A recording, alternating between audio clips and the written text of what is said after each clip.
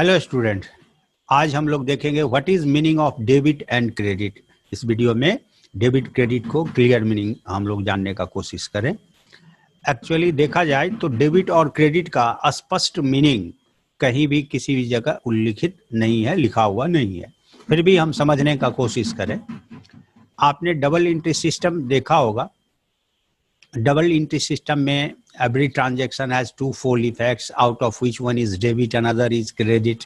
ये अक्सर हाँ बताया जाता है कि प्रत्येक लेन देन से का टू फोल्ड इफेक्ट होता है, दोहरा प्रभाव होता है, जिसमें से एक को हम डेबिट करते हैं, दूसरे को क्रेडिट करते हैं। और आपने डबल एंट्री सिस्टम का वीडियो देखा होगा तो कंप्लीट आपको कॉन्सेप्ट मिल गया होगा कि डबल एंट्री इसको क्यों कहा जाता है, दोहरा लेखा क्यों कहा जाता है। खैर ये तो अलग बात है। यहाँ पे हम लोग डेबिट और क्रेडिट का मीनिंग देखेंगे, तो शुरू करते हैं। What is meaning of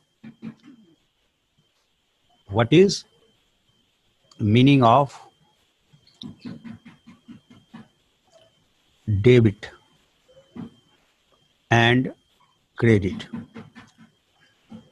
debit और क्रेडिट का मीनिंग देखें तो सबसे पहले आप समझें कि जब डबल एंट्री सिस्टम यानी सिस्टमेटिक रिकॉर्ड कीपिंग सिस्टम का इजाद नहीं हुआ, उस वक्त केवल पर्सनल लेजर यानी पर्सन सम से संबंधित एस्पेक्ट्स को ही कंसीडर किया जाता था और उसका रिकॉर्ड मेंटेन होता था।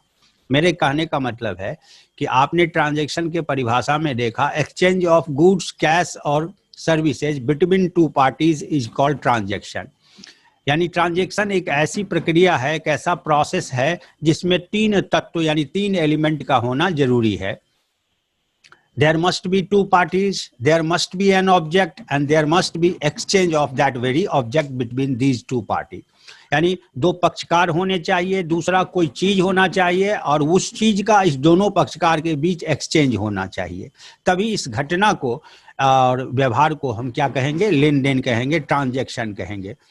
तो ट्रांजैक्शन में अकाउंटिंग के पॉइंट ऑफ व्यू से इफेक्टिव फैक्टर रिकॉर्ड कीपिंग दृष्टिकोण से दो ही हैं, वह है पर्सन एंड ऑब्जेक्ट।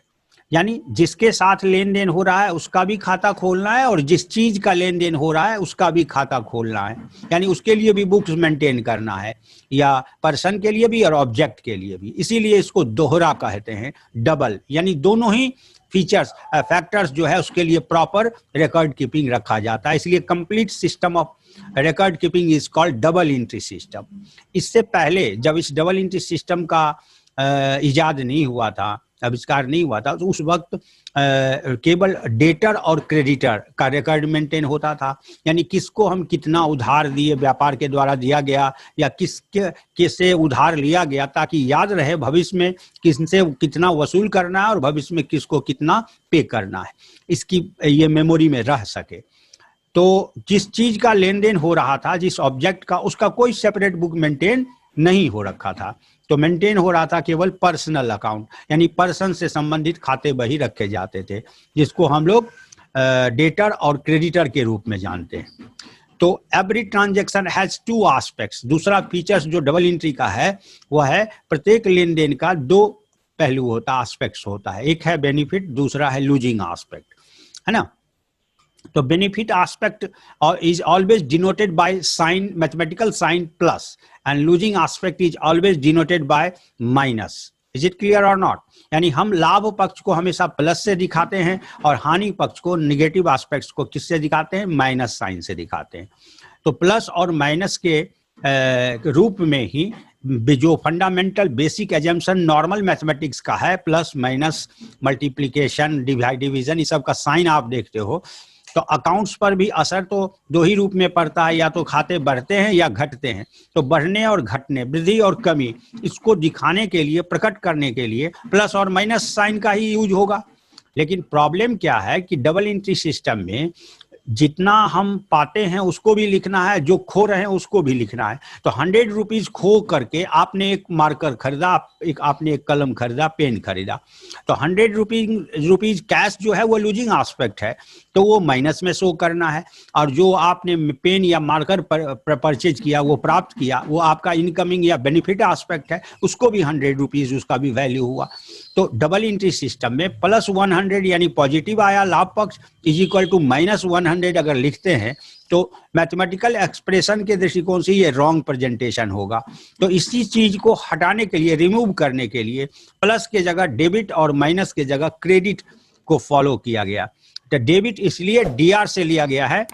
आप मीनिंग ऑफ डेबिट पहले देखें। डेबिट जो है वो कहां से आया? डेटर से, DEBTOR, D पहला है और R लास्ट है, इसी से निकला है डेबिट। और डेबिट का मतलब होता है प्लस, डेबिट का अर्थ होता है प्लस।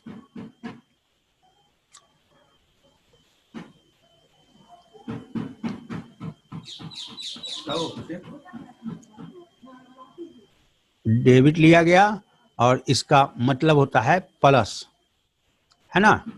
तो प्लस ऐसे अगर आप देखें तो डेबिट का अर्थ होता है ड्यू फॉर दैट, उसके लिए दे।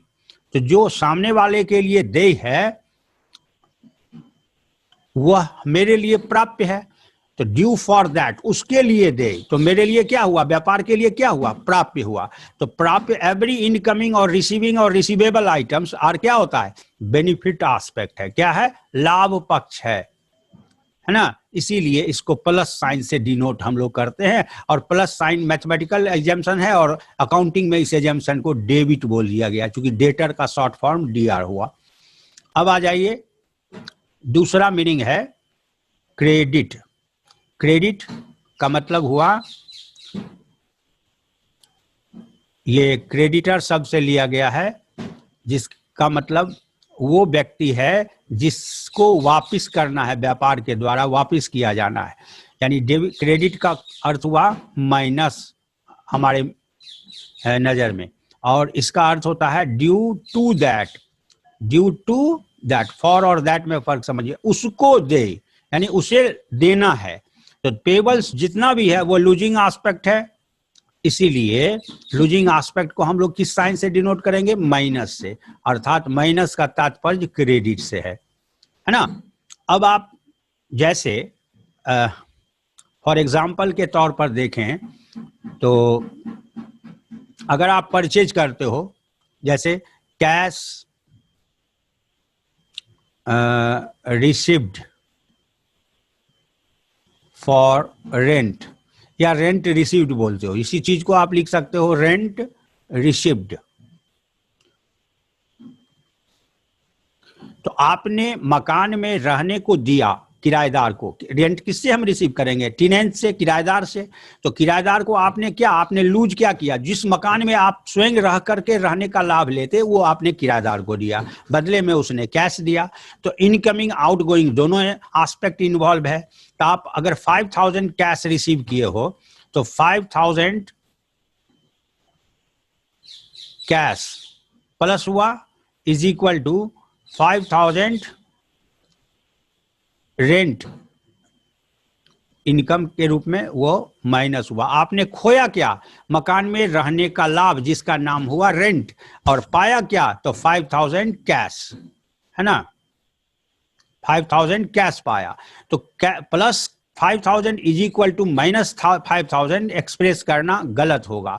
तो इसी वजह से हम लिख सकते हैं कैश डेबिट। इसको अगर हम लिखें कैश डेबिट ₹5000, एंड जो लूज किए क्या? मकान में रहने का बेनिफिट हमने लूज किया, तो रेंट क्रेडिट ₹5000। ये हम लिख सकते हैं, दोनों बराबर हुआ इज इक्वल टू। तो यहाँ पे ये एक्सप्रेशन किसी भी पॉइंट ऑफ व्यू से गलत नहीं है। तो यहाँ फाइनली हम लोग जाने कि debit means nothing other than, देखें डेबिट का मतलब हमेशा याद रखें, डेबिट इंप्लाइज प्लस, है ना। और प्लस किसके लिए? तो दो चीज के लिए, बेनिफिट एस्पेक्ट जो आ रहा है, इनकमिंग है, बेनिफिट एस्पेक्ट्स, और बेनिफिशियरीज के लिए ये हमेशा प्लस साइन से दिखाया जाएगा। और दूसरा क्रेडिट है, और क्रेडिट का तात्पर्य हो गया मतलब माइनस, और ये किसके लिए डिनोटिंग साइन होगा? तो लूजिंग एस्पेक्ट को, जो आप खो रहे होते हैं ट्रांजैक्शन में उसको। तो लूजिंग एस्पेक्ट्स या लूजर्स, जो खोने वाला व्यक्ति है उसके लिए। तो debit means plus and credit means minus, हमेशा याद रखें। तो डेबिट और क्रेडिट का मीनिंग आई मीन क्लियर है आप लोगों का। फिर नेक्स्ट वीडियो में हम लोग नेक्स्ट टॉपिक को देखेंगे। आप लोग इसके लिए बेहतर होगा benefit and losing aspects of transactions अवश्य यूट्यूब चैनल पे जाके देख लें। ओके, बेनिफिट एस्पेक्ट्स में क्या क्या आता है, लूजिंग एस्पेक्ट्स में क्या क्या आता है, इसको प्रॉपर वे में आप वॉच कर लें। फिर इस कॉन्सेप्ट को देखेंगे तो स्पष्ट समझ में आएगा कि डेबिट मीन्स प्लस कैसे होता है और क्रेडिट मीन्स माइनस कैसे होता है। Okay, thank you for the day.